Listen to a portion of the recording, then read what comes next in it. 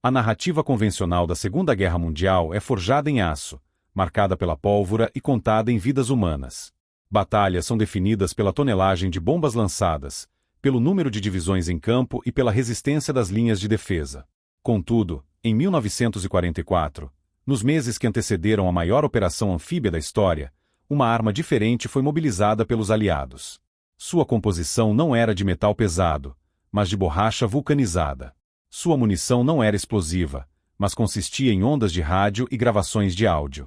Seu poder de fogo residia, fundamentalmente, na imaginação e na capacidade de enganar. Nos campos do sul da Inglaterra, um espetáculo sem precedentes estava sendo montado, longe dos olhos do público, mas à vista do inimigo. Ao amanhecer, as silhuetas de centenas de tanques Sherman e peças de artilharia pontilhavam a paisagem. Para um piloto de reconhecimento da Luftwaffe voando a milhares de metros de altitude, a imagem era inequívoca, uma força de invasão massiva, concentrada e pronta para atacar. Mas uma observação mais atenta, no solo, revelaria a verdade absurda. Aqueles tanques imponentes eram estruturas infláveis, pesando pouco mais de 40 quilos cada, que podiam ser erguidas por apenas 4 soldados. Seus canhões não disparavam projéteis, mas ar comprimido por bombas manuais. Os jipes e caminhões que completavam as colunas eram, em sua maioria, maquetes de madeira e lona. Era um exército de brinquedo em escala real, um teatro de guerra meticulosamente encenado. A ilusão não se limitava ao campo visual. Das tendas de comunicação espalhadas pela região, operadores de rádio transmitiam um fluxo constante de mensagens codificadas.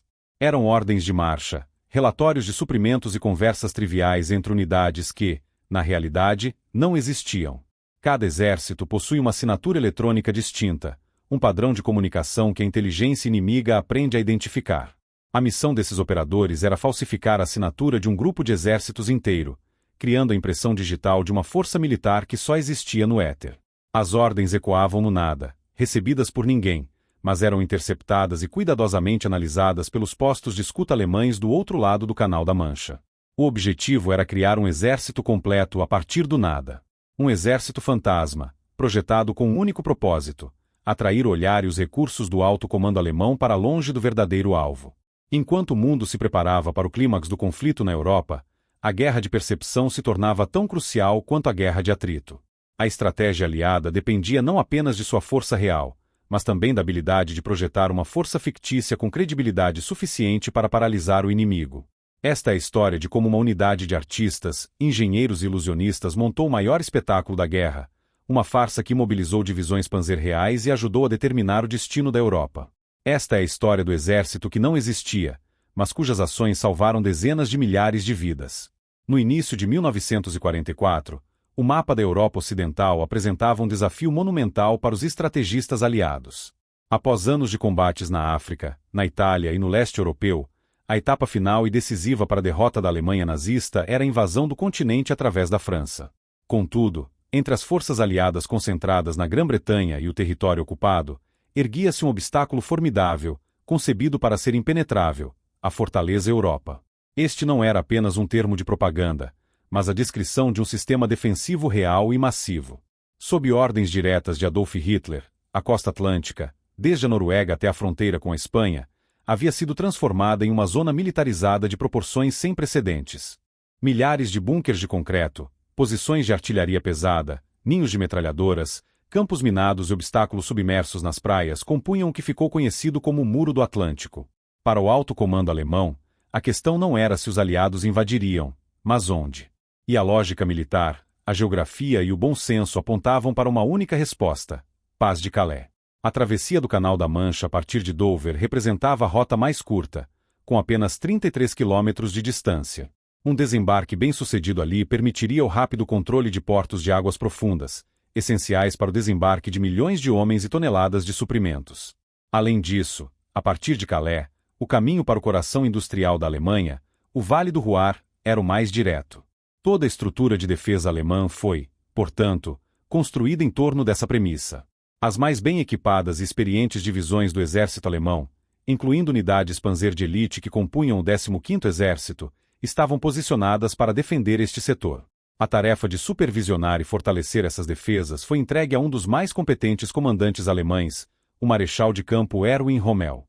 Ciente das deficiências do muro, Rommel iniciou um programa intensivo para reforçar cada metro da costa. Ele ordenou a instalação de milhões de minas terrestres e aquáticas e a construção de inúmeros obstáculos de praia, projetados para empalar e destruir as embarcações de desembarque na maré alta. As inspeções de Rommel eram constantes e meticulosas, e sua presença na região apenas reforçava a convicção do alto comando de que Calais era, e seria, o ponto de ataque principal. Os alemães não estavam apenas esperando a invasão ali, eles a estavam convidando, confiantes de que poderiam esmagá-la na praia e infligir uma derrota catastrófica aos aliados. Do lado aliado, o cálculo era brutalmente simples. Lançar a maior força de invasão da história diretamente contra o ponto mais forte da defesa inimiga seria um ato de desperdício estratégico e humano. A surpresa não era um bônus, era uma condição essencial para o sucesso. Se os alemães soubessem o local exato dos desembarques, poderiam concentrar suas reservas e varrer os invasores de volta para o mar antes que uma cabeça de praia pudesse ser estabelecida. O problema central, portanto, não era de força, mas de percepção. Os aliados precisavam encontrar uma maneira de desembarcar em um setor menos defendido, como as praias da Normandia, mas, para fazer isso, precisavam primeiro realizar o impossível, convencer o comando alemão, e o próprio Hitler, a continuar olhando fixamente para o lugar errado, mesmo quando a invasão real estivesse em andamento em outro local. A solução exigiria uma campanha de engano tão complexa e audaciosa quanto a própria operação militar. Para resolver este dilema estratégico, que colocava em jogo o destino de toda a operação de invasão, o alto comando aliado não recorreu a mais divisões de infantaria ou a novos esquadrões de bombardeiros. A solução viria de uma fonte inteiramente inesperada, uma unidade militar concebida não para o combate direto, mas para a arte da guerra psicológica em sua forma mais tangível. A resposta não seria encontrada nos manuais de tática convencionais, mas sim na criatividade e na engenhosidade de um grupo de homens cuja principal arma era a capacidade de criar uma realidade alternativa. Esta solução em comum foi a criação de uma unidade secreta e altamente especializada, ativada oficialmente em janeiro de 1944 em Camp Forrest, Tennessee, e posteriormente baseada na Inglaterra. Seu nome oficial era 23RD Headquarters Special Troops, uma designação burocrática que escondia deliberadamente sua verdadeira e extraordinária missão. Com o tempo, eles ganhariam um apelido muito mais apropriado: o Exército Fantasma. A composição desta unidade era tão única quanto seu propósito. Em vez de recrutar soldados de carreira endurecidos pela batalha, o exército buscou ativamente um perfil completamente diferente. Seus 1.100 homens foram meticulosamente selecionados a partir de escolas de arte, agências de publicidade de Nova York e Filadélfia, estúdios de design, empresas de engenharia de som e faculdades de arquitetura. Eram pintores, ilustradores, escultores, designers de som, operadores de rádio, engenheiros e até mesmo ilusionistas. Entre seus membros estavam figuras que, após a guerra, se tornariam famosas em seus campos, como o designer de moda Bill Blass e o artista Ellsworth Kelly. O Exército Fantasma era, em essência, um batalhão de criativos, um coletivo de especialistas em percepção, cuja tarefa era montar o maior espetáculo de ilusionismo da história militar. Sua missão não era lutar, mas sim atuar. Eles eram uma companhia de teatro itinerante, cujo palco era o sul da Inglaterra e cuja plateia era o serviço de inteligência alemão. O conceito por trás da unidade era dividir a arte da decepção em 3 componentes principais, cada um gerenciado por uma subunidade específica. O primeiro era fraude visual, a cargo do 603RD Camouflage Engineer Battalion, responsável por criar e posicionar os tanques infláveis, a artilharia falsa e todos os adereços cênicos. O segundo era fraude sonora, operada pela 3132 Nada Signal Service Company, que utilizava gravações de áudio e alto-falantes de alta potência para simular os sons de movimentação de tropas e construção. O terceiro pilar era fraude por rádio, conduzida pela Signal Company Special, que imitava o tráfego de rádio de unidades reais para criar a impressão de que grandes formações militares estavam se comunicando e se preparando para a ação. Juntas, essas 3 vertentes formavam uma orquestra de engano, projetada para criar uma ilusão multissensorial completa e convincente. A existência e as atividades da 23RD Headquarters Special Troops eram um dos segredos mais bem guardados da guerra. Seus membros foram instruídos a não falar sobre sua missão, nem mesmo em cartas para casa, e a desviar de quaisquer perguntas sobre suas atividades. O sucesso de sua operação, e por extensão do dia D, dependia do sigilo absoluto.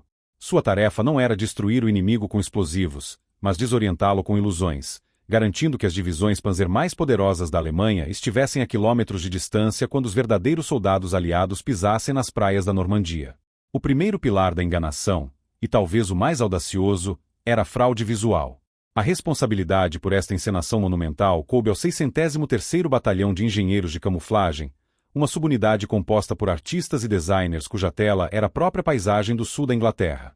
Sua tarefa era materializar um exército inteiro a partir do nada, usando adereços em vez de armas.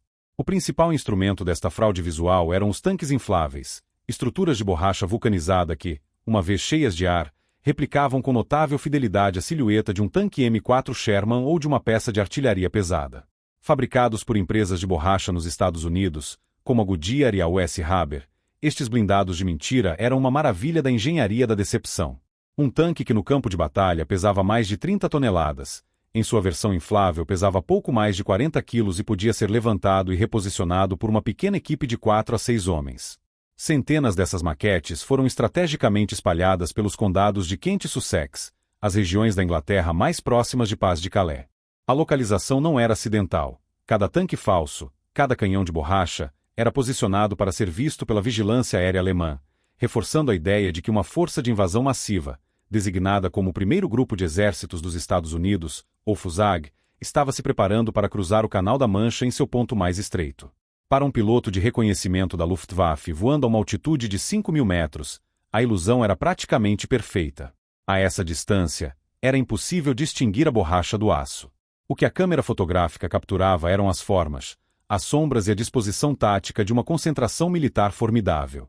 Ao amanhecer, a luz refletia na superfície úmida da borracha, criando um brilho que, à distância, era indistinguível do metal de um blindado real. A escala da operação era vasta. Não se tratava apenas de tanques. O 603º Batalhão também desdobrou centenas de maquetes de jipes, caminhões de transporte de tropas e peças de artilharia.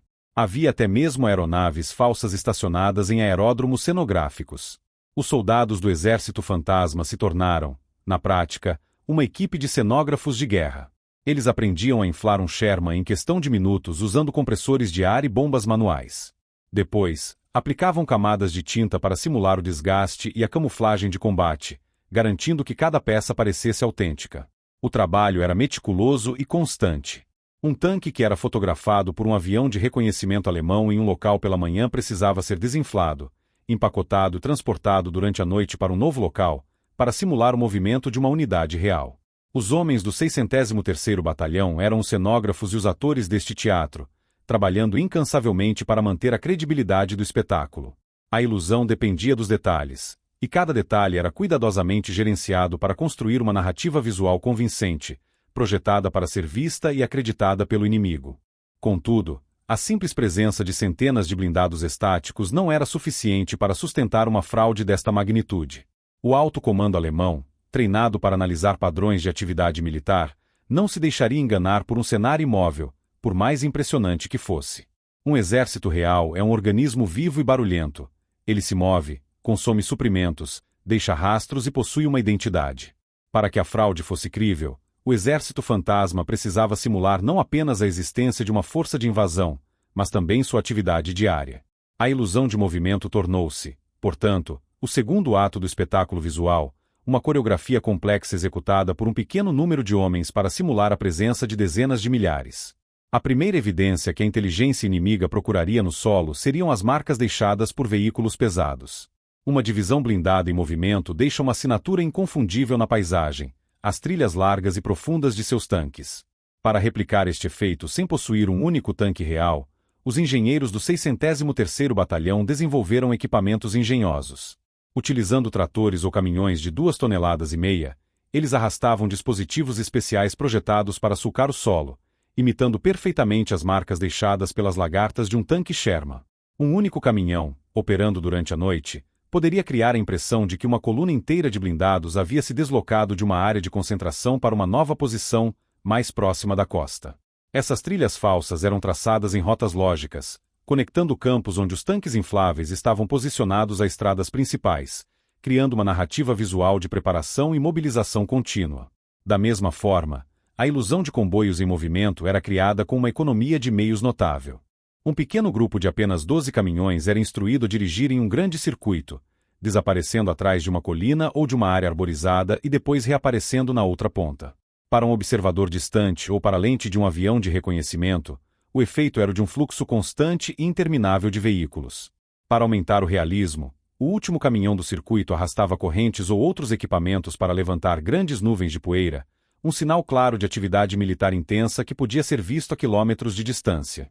Os poucos soldados da unidade também eram instruídos a se movimentar constantemente entre os veículos falsos, realizando manutenções simuladas e criando a impressão de uma base militar movimentada e funcional. O passo final na criação desta atividade fantasma era dar-lhe uma identidade. Cada divisão do exército possui insígnias e marcações únicas em seus veículos e uniformes, que permitem sua identificação.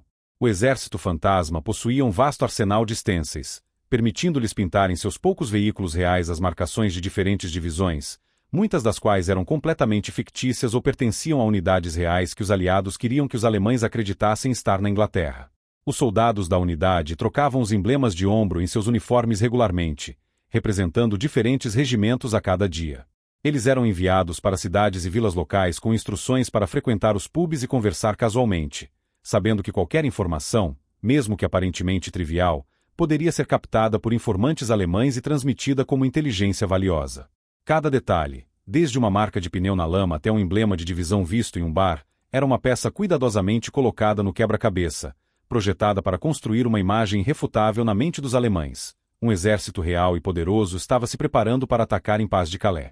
A ilusão visual, por si só, não era suficiente para enganar o cético alto comando alemão.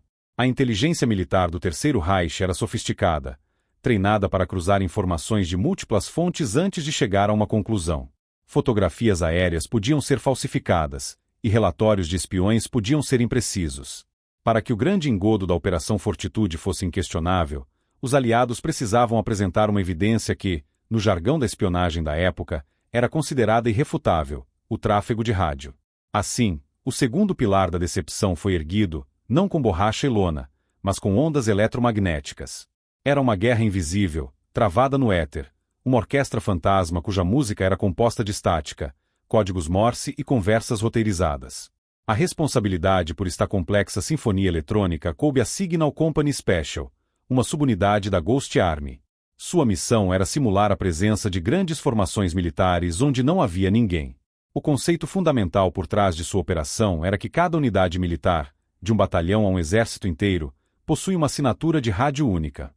Esta impressão digital eletrônica é composta por vários fatores: as frequências utilizadas, os horários de transmissão, os indicativos de chamada e, mais sutilmente, o estilo individual de cada operador de rádio ao transmitir em código Morse, conhecido como seu punho. Os serviços de escuta alemães, o Funkorschutdienst, eram especialistas em identificar e rastrear essas assinaturas pelo continente, permitindo-lhes saber a localização de divisões específicas com um alto grau de precisão. O trabalho da Signal Company Special era, portanto, uma forma de falsificação em nível industrial. A primeira etapa consistia em estudar as unidades que eles deveriam personificar. Os operadores gravavam o tráfego de rádio de divisões reais, como as do Terceiro Exército do General Patton, analisando seus procedimentos, ritmos e idiosincrasias. Eles aprendiam a imitar o punho de operadores específicos, a replicar a cadência de suas comunicações e a usar a terminologia correta. Com base nesse estudo, eram escritos roteiros detalhados para as transmissões falsas. Essas transmissões simulavam tudo, desde ordens de ataque coordenadas e relatórios logísticos complexos até conversas mundanas sobre o clima ou a qualidade da comida, tudo projetado para criar um quadro de atividade militar autêntica e rotineira. De dentro de caminhões de rádio e tendas de comunicação espalhadas pelo sudeste da Inglaterra, pequenos grupos de operadores transmitiam este tráfego falso dia e noite. As ordens eram enviadas para batalhões que não existiam, e as respostas eram recebidas de regimentos imaginários. Para os postos de escuta alemães do outro lado do canal, o volume e a natureza dessas transmissões eram uma prova concreta. Eles interceptavam as comunicações do fictício primeiro grupo de exércitos dos Estados Unidos, FUSAG, e, usando a triangulação de sinais, confirmavam que sua origem era a região de Calais. A presença eletrônica do exército de Patton ali era tão real e palpável quanto os tanques que seus pilotos fotografavam. Para que a fraude funcionasse, uma coordenação crucial era necessária. As unidades reais que estavam sendo personificadas, e que na verdade se reuniam em outras partes da Inglaterra para a invasão da Normandia, tinham que manter um silêncio de rádio absoluto. Suas comunicações essenciais eram realizadas através de linhas telefônicas terrestres seguras, para que sua verdadeira localização não fosse revelada. A única assinatura de rádio que os alemães conseguiam detectar daquelas divisões era falsa, transmitida pela Orquestra Fantasma. Desta forma, generais, divisões e corpos de exército inteiros foram criados a partir de ondas de rádio, ecoando ordens no nada e convencendo o inimigo a concentrar suas forças mais poderosas para enfrentar um fantasma. Além da complexa fraude eletrônica travada nas ondas de rádio, o exército fantasma empregava uma tática de engano ainda mais direta e visceral: a manipulação do som audível. Se a guerra eletrônica era projetada para enganar os ouvidos dos operadores de rádio inimigos, esta nova frente de batalha sonora visava os ouvidos de qualquer espião, posto de sentinela ou patrulha de reconhecimento alemã que estivesse ao alcance. A missão de transformar a paisagem sonora da Inglaterra em um teatro de guerra coube à 3.132ª Companhia de Serviço de Sinais, uma subunidade especializada em engenharia acústica de combate. Sua principal ferramenta era um sistema de som de alta potência, consistindo em alto-falantes de grande porte montados na traseira de caminhões de meia lagarta, capazes de projetar sons com clareza a uma distância de até 24 quilômetros. O processo começava muito antes da primeira transmissão noturna. Engenheiros de som, muitos dos quais recrutados de estúdios de Hollywood e da rádio City Music Hall, foram enviados para bases militares reais e campos de treinamento nos Estados Unidos e na Inglaterra. Ali, utilizando equipamentos de gravação de última geração desenvolvidos em colaboração com a Bell Labs, eles capturaram uma biblioteca de áudio abrangente do que chamavam de a Sinfonia da Guerra. As gravações eram meticulosas e específicas. Eles não registravam apenas o som genérico de um tanque em movimento. Eles gravavam o som de uma coluna de tanques Sherman se aproximando, parando e partindo. Capturavam os sons distintos da construção de uma ponte de pontões durante a noite, com o ruído metálico das seções se encaixando e os comandos gritados pelos engenheiros. Marchas de infantaria, conversas de soldados, o carregamento de peças de artilharia e até mesmo o som de escavações foram catalogados e editados em fitas magnéticas. A execução dessas operações sonoras era uma ciência precisa, realizada quase exclusivamente sob o manto da escuridão. As equipes da 3.132ª Companhia moviam seus caminhões de som para posições cuidadosamente selecionadas, geralmente em vales ou áreas de onde o som se propagaria naturalmente em direção às linhas inimigas do outro lado do canal. O trabalho dos engenheiros de som no local era crucial. Eles não se limitavam a simplesmente reproduzir as gravações. Eles analisavam o terreno, a umidade do ar e a direção do vento para calcular como o som viajaria. Eles ajustavam os níveis de volume e a equalização para simular o efeito Doppler de veículos em movimento e a reverberação natural do ambiente. Uma gravação de uma coluna de tanques, por exemplo, seria mixada ao vivo, com o volume aumentando gradualmente para simular a aproximação e diminuindo para simular o afastamento, criando uma ilusão de movimento perfeitamente crível. Essas apresentações noturnas eram cuidadosamente coreografadas para se alinharem com as outras facetas da decepção. Se o tráfego de rádio falso indicava que uma divisão blindada estava se movendo para uma nova área de concentração, a sinfonia sonora daquela noite reproduziria os sons correspondentes àquela movimentação. Para um agente alemão escondido perto da costa, ou para um posto de escuta acústica, a evidência era esmagadora. Ele podia ver as silhuetas dos tanques durante o dia, interceptar suas comunicações de rádio, à noite, ouvir o som inconfundível de sua movimentação. Cada camada da fraude reforçava as outras, construindo uma realidade fabricada que era quase impossível de contestar. Era uma guerra psicológica travada com decibéis, uma sinfonia de batalha tocada para uma plateia inimiga, garantindo que, quando a verdadeira invasão começasse, os alemães estivessem olhando e ouvindo na direção completamente errada. Do outro lado do Canal da Mancha, nos quartéis generais do comandante-em-chefe do Oeste, Marechal de Campo Gerd von Rundstedt, e nos postos de comando do Grupo de Exércitos B, sob a supervisão de Erwin Rommel, o fluxo de informações era constante e, aparentemente, conclusivo. A máquina de inteligência alemã, conhecida por sua meticulosidade e eficiência, operava em plena capacidade, coletando e analisando cada fragmento de evidência que emanava do sul da Inglaterra. Contudo, essa mesma eficiência se tornou instrumento de sua própria ruína, pois cada peça de informação, cuidadosamente fabricada pelos aliados, se encaixava perfeitamente na narrativa que o alto comando alemão já havia aceitado como verdade absoluta. A invasão principal ocorreria em Paz de Calais. As fotografias aéreas de alta altitude, obtidas em missões de reconhecimento arriscadas pela Luftwaffe, eram a primeira peça do quebra-cabeça. De volta às bases na França, os analistas de imagem se debruçavam sobre os negativos, identificando o que pareciam ser concentrações massivas de poderio militar. Eles contavam os contornos inconfundíveis dos tanques Sherman, as longas filas de caminhões de suprimentos e as baterias de artilharia posicionadas em prontidão. No solo, as marcas de lagartas, criadas artificialmente, contavam a história de uma atividade incessante, de unidades se movendo para posições de ataque. Para estes analistas, os dados eram factuais e irrefutáveis. A evidência visual era esmagadora. Paralelamente, a guerra invisível das ondas de rádio fornecia uma corroboração poderosa. Os postos de escuta do Funkorschutdienst, o serviço de interceptação de sinais alemão, trabalhavam dia e noite, monitorando o éter. O que eles ouviam era um volume de tráfego de rádio consistente com um grupo de exércitos inteiros se preparando para uma operação ofensiva. Eles identificaram os indicativos de chamada do fictício primeiro grupo de exércitos dos Estados Unidos, FUSAG, e, crucialmente, associaram essa formação ao general George S. Patton, o comandante que os alemães mais temiam e respeitavam. As mensagens interceptadas, embora codificadas, seguiam os padrões exatos de uma força real, discutindo logística, movimentação e prontidão de combate. A localização dessas transmissões, confirmada por triangulação, era precisamente a área em frente a Calais. Para completar o quadro, relatórios de agentes em solo britânico, os chamados Wehrmaner, pareciam confirmar o que as fotos e os rádios sugeriam. Informantes relatavam ter visto soldados usando as insígnias das divisões pertencentes ao FUSAG em pubs locais e a movimentação constante de comboios militares na região de Kent.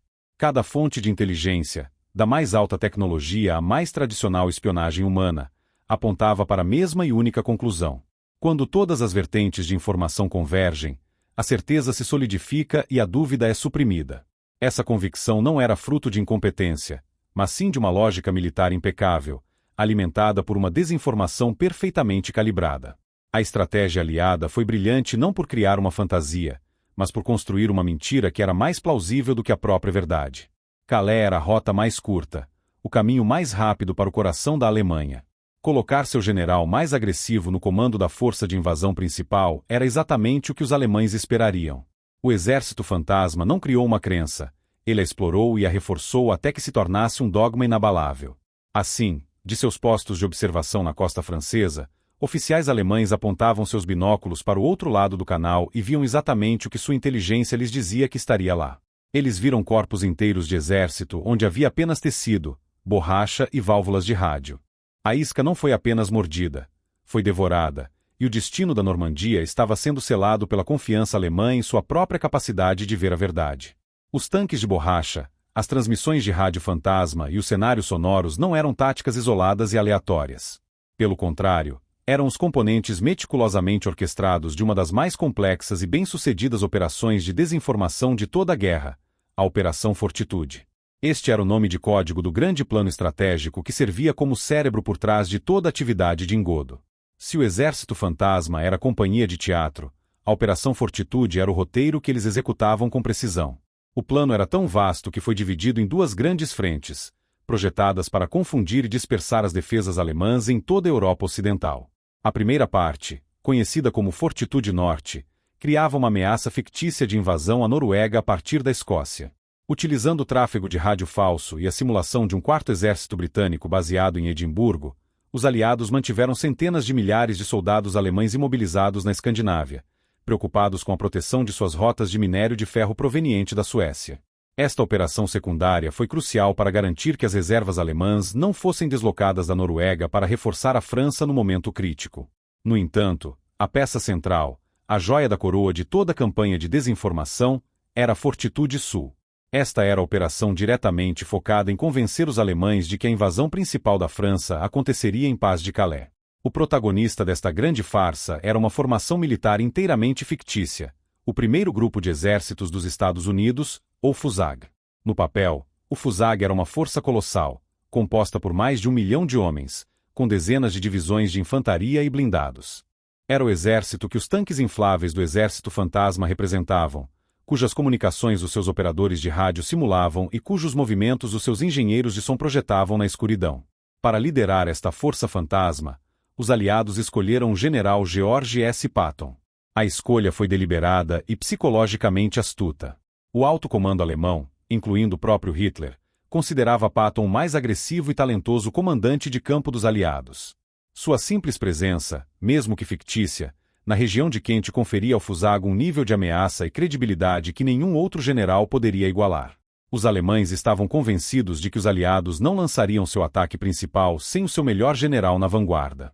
O objetivo final da Operação Fortitude era claro, direto e absolutamente vital para o sucesso do dia D: fixar o poderoso 15º Exército Alemão, com suas numerosas divisões de infantaria e panzer, na região de Pas de Calais. A intenção não era apenas enganá-los antes da invasão, mas, crucialmente, manter o engano por dias e semanas após os primeiros desembarques na Normandia. O plano consistia em fazer com que os alemães acreditassem que os desembarques na Normandia eram, na verdade, uma manobra de diversão em larga escala, um ataque secundário projetado para atrair suas reservas para longe do verdadeiro alvo. A verdadeira invasão, eles deveriam acreditar, ainda estava por vir, liderada por Patton, através do Canal da Mancha em seu ponto mais estreito. A Operação Fortitude foi, portanto, o arcabouço estratégico que deu propósito a cada tanque de borracha e a cada sinal de rádio falso. Era um plano audacioso, construído sobre a premissa de que a percepção do inimigo era um campo de batalha tão decisivo quanto qualquer praia ou cidade. O sucesso ou o fracasso de toda a invasão da Europa dependia da capacidade dos aliados de fazer com que o mapa na mente do inimigo fosse diferente do mapa real. Na madrugada de 6 de junho de 1944, após dias de adiamento devido ao mau tempo, o mundo prendeu a respiração. Uma armada de quase 7.000 embarcações, incluindo navios de guerra, transportes e lanchas de desembarque, cruzava as águas turbulentas do Canal da Mancha em direção à costa da França. Acima delas, mais de 11.000 aeronaves rasgavam os céus. Era o início da Operação Overlord, a invasão aliada da Europa. Contudo, o foco desta força colossal não estava em Pas de Calais. Nos campos do sul da Inglaterra, em frente ao ponto mais estreito do canal, a atmosfera era outra. Ali, onde o fictício primeiro grupo de exércitos dos Estados Unidos supostamente se preparava para o ataque, reinava um silêncio calculado. Os tanques de borracha permaneciam imóveis sob a fraca luz da manhã, e as transmissões de rádio da Ghost Army continuavam seu fluxo normal de comunicações rotineiras, mantendo a ilusão de uma força que ainda guardava sua ordem de ataque. Do outro lado, nos bunkers do 15º Exército Alemão em Calais, a prontidão era máxima. Os comandantes e suas tropas esperavam a qualquer momento o início do bombardeio naval que precederia a invasão. Cada relatório de radar e cada posto de observação estavam focados no Estreito de Dover. Quando as primeiras notícias de desembarques aéreos e navais começaram a chegar, elas não vinham da área esperada. Os relatos falavam de paraquedistas perto de Saint-Mère-Église e de tropas desembarcando em praias com nomes de código desconhecidos: Utah, Omaha, Gold, Juno e Sword. As praias da Normandia, a centenas de quilômetros a oeste, estavam sob ataque. O inferno havia começado, mas no lugar errado. A resistência alemã nas praias da Normandia foi, em muitos setores, brutal e feroz, especialmente em Omaha, onde as forças americanas sofreram baixas terríveis. A batalha pela Europa estava sendo travada com uma violência extrema, metro a metro, na areia e nas falésias. Para o alto comando alemão, a situação era confusa, mas se encaixava perfeitamente na narrativa que a Operação Fortitude havia construído em suas mentes por meses. Um ataque na Normandia, um setor com defesas mais fracas e portos inadequados, só poderia ter um propósito: ser uma manobra de diversão. Era um ataque secundário, em larga escala, sim, mas projetado para um único fim: atrair as reservas alemãs, especialmente as poderosas divisões Panzer posicionadas perto de Calais, para longe do verdadeiro alvo. A lógica parecia impecável.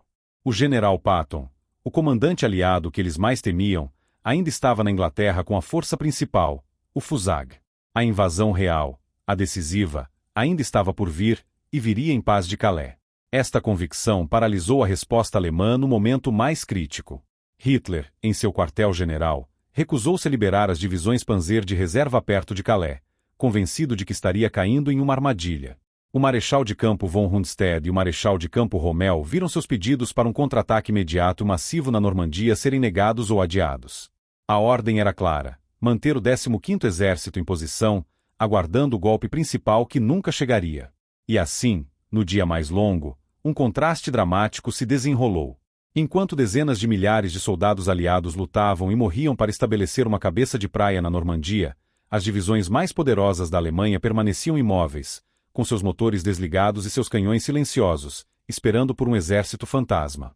A maior farsa da guerra havia funcionado além das expectativas mais otimistas.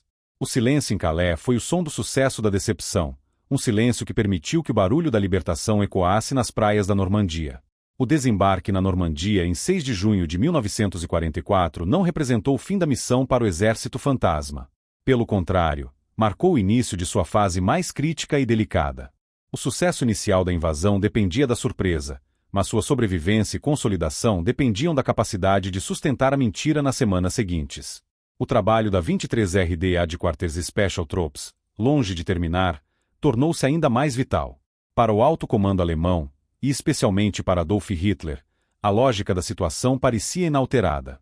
Os desembarques na Normandia, embora em uma escala impressionante, eram vistos como exatamente aquilo que a Operação Fortitude os havia levado a esperar, uma manobra de diversão custosa, projetada para atrair as reservas alemãs para longe do verdadeiro ponto de ataque em Paz de Calais. Nos dias e semanas que se seguiram ao dia D, o Exército Fantasma intensificou sua performance. A atividade do fictício primeiro grupo de exércitos dos Estados Unidos, o FUSAG, foi deliberadamente aumentada para sinalizar que a invasão principal era iminente. Os tanques infláveis e a artilharia cenográfica foram movidos para novas posições, mais próximas de portos de embarque como Dover, simulando os estágios finais de preparação. O tráfego de rádio, a espinha dorsal da fraude, tornou-se mais urgente e denso, com mensagens codificadas que falavam de ordens de embarque e horários de ataque. Os alto-falantes gigantes continuaram a projetar os sons de movimentação de blindados durante a noite, criando a impressão de que a força de Patton estava finalmente se posicionando para o golpe decisivo. Cada ação era calculada para reforçar a convicção alemã de que a Normandia era apenas o prelúdio. O resultado direto dessa performance contínua foi a paralisia estratégica do 15º Exército Alemão. Posicionada em Paz de Calais, esta era uma força formidável, composta por cerca de 19 divisões, incluindo unidades Panzer de elite, que representavam a reserva blindada mais poderosa e próxima da frente de batalha. Essas divisões tinham o potencial de lançar um contra-ataque massivo que poderia ter aniquilado a frágil cabeça de praia aliada nos seus primeiros dias. Contudo, elas permaneceram retidas por ordem direta de Hitler, que aguardava o ataque de Patton.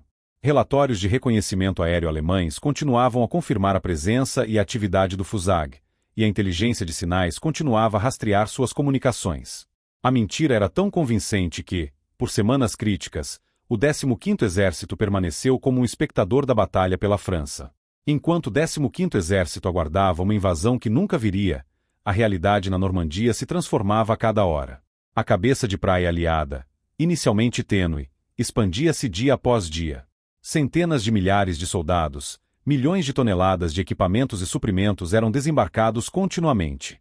Os portos artificiais Mulberry, uma proeza da engenharia, tornaram-se operacionais, permitindo um fluxo logístico que consolidava a presença aliada de forma irreversível. Cada dia que o 15º Exército permanecia imóvel em Calais era um dia que os aliados ganhavam para fortalecer suas posições, aprofundar sua penetração no território francês e se preparar para a inevitável batalha de atrito que se seguiria. A janela de oportunidade para um contra-ataque alemão decisivo, que era estreita nos primeiros dias após 6 de junho, fechou-se completamente. Quando o alto comando alemão finalmente começou a aceitar, no final de julho, que a Normandia era de fato o ataque principal e ordenou o deslocamento de suas forças, já era tarde demais. O Exército Fantasma, com seu teatro de ilusões, havia comprado o bem mais precioso da guerra, tempo. A consequência direta da Operação Fortitude e do teatro encenado pelo Exército Fantasma não pode ser medida em território capturado ou em baixas infligidas diretamente, mas em uma métrica muito mais fundamental na guerra, o tempo. A linha do tempo da Batalha da Normandia foi manipulada de forma decisiva por esta campanha de engano, criando uma simetria crítica entre a capacidade de reforço dos aliados e a capacidade de resposta dos alemães. Este tempo, comprado com imaginação, foi o fator que transformou um desembarque precário em uma cabeça de praia consolidada e, por fim, em uma frente de batalha vitoriosa. Nos primeiros dias e semanas após 6 de junho, a posição aliada na Normandia era extremamente vulnerável. As tropas haviam estabelecido uma presença em terra, mas a cabeça de praia era relativamente rasa e suas linhas de suprimento, que se estendiam através do Canal da Mancha, eram frágeis. Um contra-ataque concentrado e em larga escala, liderado pelas divisões Panzer de elite do 15º Exército, teria tido uma alta probabilidade de sucesso, podendo potencialmente dividir as forças aliadas e empurrá-las de volta para o mar. Era precisamente este cenário que o alto comando aliado mais temia, E foi este cenário que a persistência da fraude em Calais conseguiu evitar. Enquanto as divisões alemãs mais poderosas permaneciam imóveis, aguardando uma invasão fantasma, os aliados utilizaram cada hora ganha para uma das maiores operações logísticas da história. Navios desembarcavam continuamente centenas de milhares de homens, que vinham reforçar as unidades exaustas da primeira vaga. Dezenas de milhares de veículos, incluindo tanques, caminhões e peças de artilharia, eram transportados para a praia. Os portos artificiais Mulberry, uma proeza da engenharia, foram montados na costa, permitindo o desembarque de milhões de toneladas de suprimentos essenciais, munição, combustível, alimentos e equipamentos médicos. As 5 praias de desembarque separadas, Utah, Omaha, Gold, Juno e Sword, foram progressivamente conectadas, formando uma frente contínua e defensável com dezenas de quilômetros de extensão. A cabeça de praia não era mais uma coleção de pontos de apoio isolados, mas um território consolidado e cada vez mais fortificado. Somente em meados de julho, mais de 6 semanas após o dia D, quando a presença aliada na Normandia era maciça e irreversível, o alto comando alemão finalmente aceitou a dura realidade: a invasão em Calais não aconteceria. A Normandia era, de fato, a batalha principal. Contudo, a janela de oportunidade estratégica já havia se fechado. Quando as ordens foram finalmente dadas para que as divisões do 15º Exército se deslocassem para o oeste, era tarde demais. A resposta alemã foi fragmentada e reativa. Em vez de lançar um contra-ataque coeso e esmagador, as unidades eram enviadas aos poucos, usadas para tapar buracos na linha de frente e tentar conter os avanços aliados, que agora já haviam rompido as defesas iniciais e se preparavam para a Batalha de Caen e a Operação Cobra.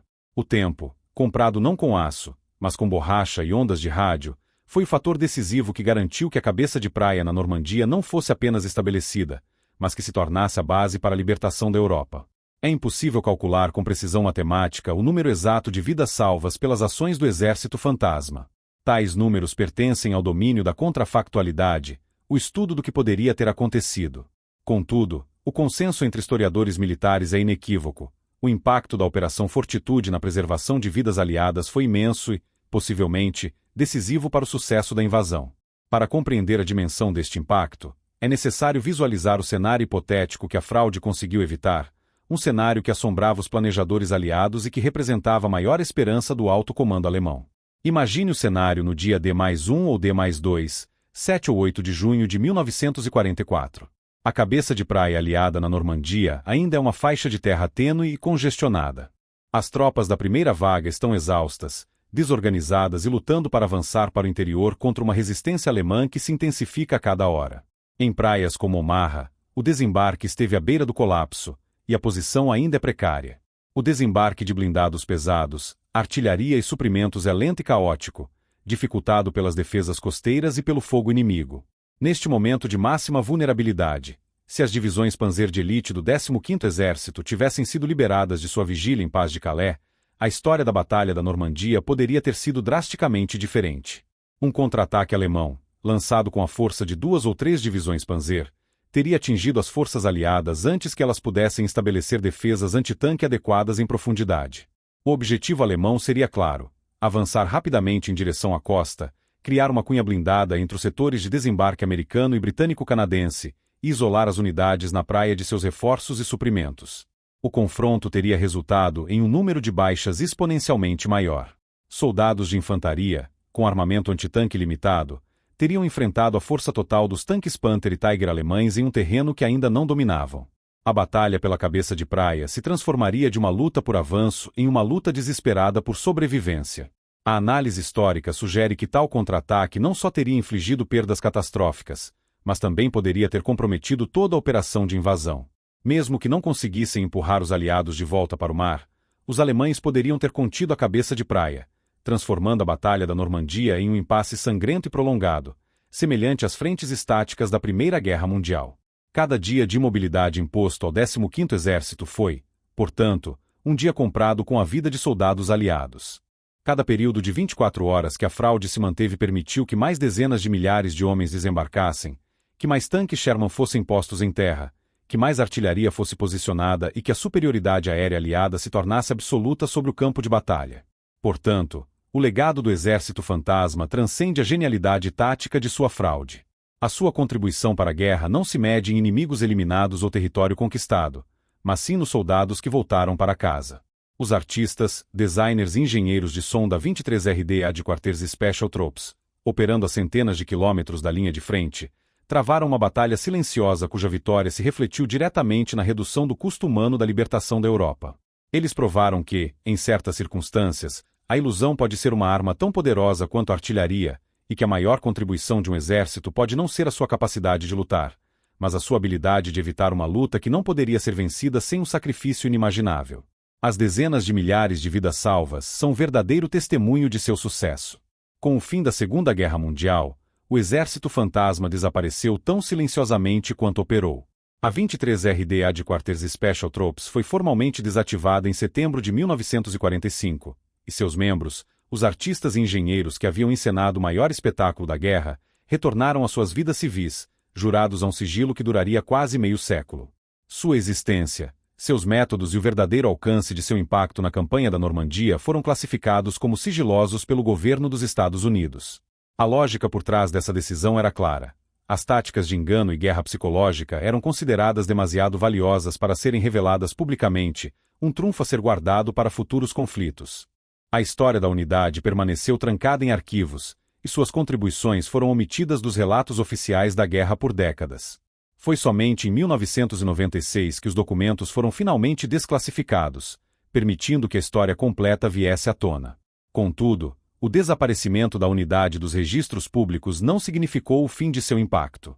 Pelo contrário, seu legado perdurou e evoluiu, tornando-se um pilar fundamental da doutrina militar moderna.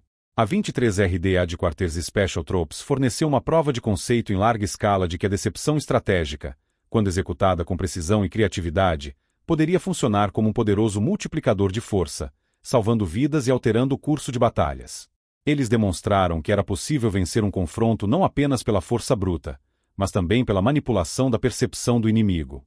Este princípio, uma vez provado em campo, foi estudado, refinado e formalizado pelas Forças Armadas nas décadas seguintes.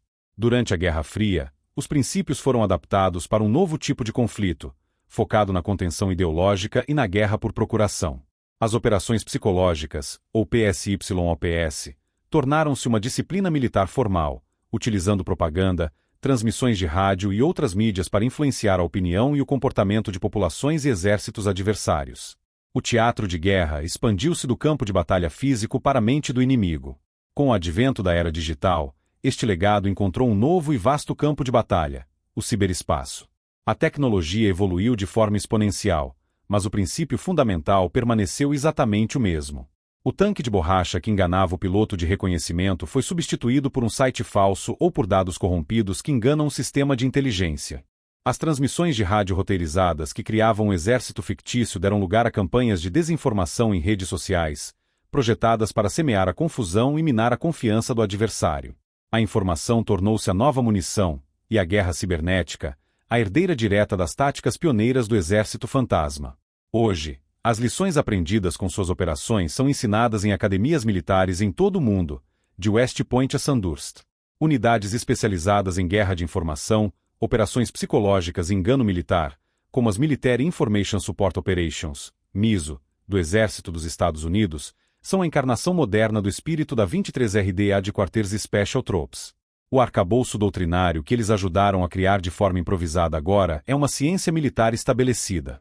O legado fundamental do Exército Fantasma é o reconhecimento de que a percepção do inimigo é um campo de batalha tão vital quanto qualquer terreno físico. Eles foram pioneiros em uma forma de guerra onde o alvo principal não são os soldados ou o equipamento do inimigo, mas sim seu processo de tomada de decisão. Ao provar que era possível fazer com que um comandante inimigo visse o que não estava lá e ouvisse o que não foi dito, eles mudaram para sempre a compreensão de como as guerras são travadas e vencidas. A história da 23RD Headquarters Special Troops, em sua essência, a história de um paradoxo fundamental. Em meio ao conflito mais industrializado e mecanizado que o mundo já conhecera, uma batalha decisiva foi vencida não pela superioridade do aço, mas pela sofisticação da ilusão. Os homens desta unidade não eram soldados convencionais, treinados para o combate direto. Eram artistas, engenheiros de som, designers de publicidade e arquitetos, recrutados para um tipo diferente de guerra, uma guerra travada no campo de batalha da percepção inimiga. Seu sucesso não dependeu de sua capacidade de destruir, mas de sua habilidade em criar. Eles criaram uma realidade alternativa tão coesa e logicamente consistente que se tornou mais crível para o alto comando alemão do que a própria verdade. A sua genialidade residiu na compreensão de que a inteligência alemã não era tola. Pelo contrário, era metódica, lógica e dependente de dados. Portanto, a tarefa não era simplesmente esconder a verdade, mas sim inundar os canais de inteligência inimigos com uma mentira irrefutável, corroborada por múltiplas fontes. A fraude foi construída em camadas, cada uma reforçando a outra. O piloto de reconhecimento da Luftwaffe via com seus próprios olhos as silhuetas dos tanques Sherman ao amanhecer, sem saber que eram apenas estruturas de borracha cheias de ar. O operador de rádio alemão, em seu posto de escuta, interceptava as comunicações de um exército inteiro, sem perceber que eram roteiros transmitidos por um punhado de homens em um caminhão. E à noite, o som inequívoco de colunas blindadas em movimento ecoava pela escuridão, uma sinfonia de guerra tocada por alto-falantes gigantes. Cada peça da ilusão, do tanque inflável ao sinal de rádio crepitante, foi projetada para se encaixar perfeitamente no quebra-cabeça que a inteligência alemã estava montando. O resultado final desta grande performance foi a paralisia estratégica no momento mais crucial da guerra. Enquanto a maior força de invasão da história lutava por cada metro de areia nas praias da Normandia, as divisões Panzer mais poderosas da Alemanha permaneciam imóveis em Paz de Calais, seus motores frios, aguardando um ataque que só existia na imaginação dos aliados e nos relatórios de seus próprios serviços de inteligência. O mapa estratégico na parede do quartel-general de Hitler mostrava uma ameaça massiva em um local, enquanto a batalha real se desenrolava em outro. Os homens do exército fantasma, com suas ferramentas não convencionais, haviam redesenhado o mapa de batalha na mente de seu inimigo. Ao olharmos para trás, o legado desta unidade transcende suas táticas engenhosas. Eles provaram uma verdade fundamental sobre a natureza do conflito moderno. A informação, ou a desinformação, pode ser uma arma tão decisiva quanto uma divisão blindada. A percepção pode ser moldada, a lógica pode ser explorada e a certeza de um inimigo pode ser transformada em sua maior vulnerabilidade. A imagem final desta operação não é a de uma explosão, mas a de um mapa. Um mapa da Europa de 1944, onde as linhas que representam as poderosas divisões alemãs em Calais permanecem teimosamente fixas, imóveis, enquanto a flecha que simboliza a força aliada avança inexoravelmente a partir da Normandia, consolidando uma cabeça de praia que levaria à libertação de um continente. Eles eram artistas, engenheiros e sonhadores, armados com criatividade em meio ao conflito mais destrutivo da história. Eles provaram uma verdade fundamental da guerra: quando a imaginação americana veste uniforme, até o mapa inimigo obedece.